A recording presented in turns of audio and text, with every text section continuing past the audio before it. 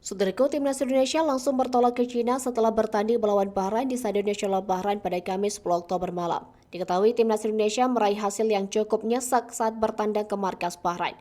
Timnas Indonesia yang awalnya unggul 2-1 berhasil disamakan Bahrain di babak perpanjangan waktu.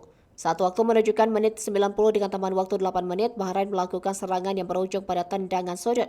Apesnya, timnas Indonesia kebobolan pada menit ke-90 dengan tambahan waktu 9 menit.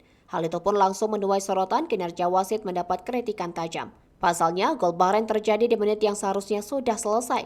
Lupakan hasil kontroversial laga lawan Bahrain, timnas Indonesia langsung tatap pertandingan berikutnya menghadapi Cina. Postingan itu disampaikan langsung oleh Malik Rizaldi dalam video yang diunggah akun Instagram timnas Indonesia pada Jumat 10 Oktober. Lebih lanjut, Malik menyebut jika kondisi pelipisnya yang terluka sudah membaik. Pelipis Malik berdarah akibat benturan dengan pemain Bahrain. Rafael Struijk dan Ragnan Oratmagon juga mengharap dukungan masyarakat Indonesia agar bisa meraih poin penuh di laga melawan Cina. Ya, Rafael Struijk dan Ragnan adalah pencetak gol timnas Indonesia di laga melawan Bahrain. Untuk jadwalnya, laga timnas Indonesia versus Cina bakal berlangsung pada Selasa 15 Oktober bertempat di Kingdom Youth Football Stadium.